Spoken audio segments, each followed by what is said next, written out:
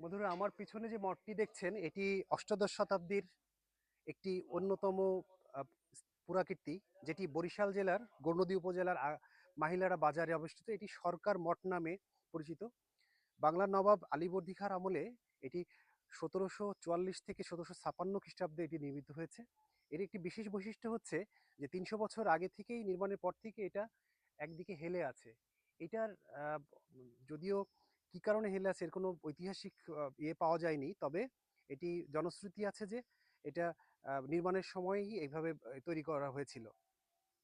মঠটির স্থাপত্য শৈলী ও হেলে থাকার কারণে এটিকে অনেকটা ইতালির পিসা টাওয়ারের সঙ্গে তুলনা করা হয়। নদীর প্রভাবশালী এই ব্যক্তিত্ব সরকার রূপরাম দাশগুপ্ত এই মঠটি নির্মাণ করেন। তার নামের সঙ্গে মিল রেখে এটা অনেকেই সরকার মঠ নামে পরিচিত হয়। তবে বর্তমানে এটি মাহিলারা মঠ নামেই বেশি পরিচিত। মঠটি শিখর মন্দির শিল্পের একটি উজ্জ্বল নিদর্শন। এটি ভূমি থেকে প্রায় 28 মিটার উঁচু। এটা নির্মাণ শৈলী সত্যিই ভারতীয় নির্মাণ শৈলীর একটি অন্যতম নিদর্শন।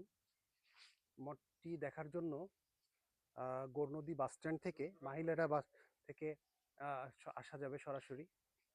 এটি একটি অন্যতম সুন্দর স্থাপত্য।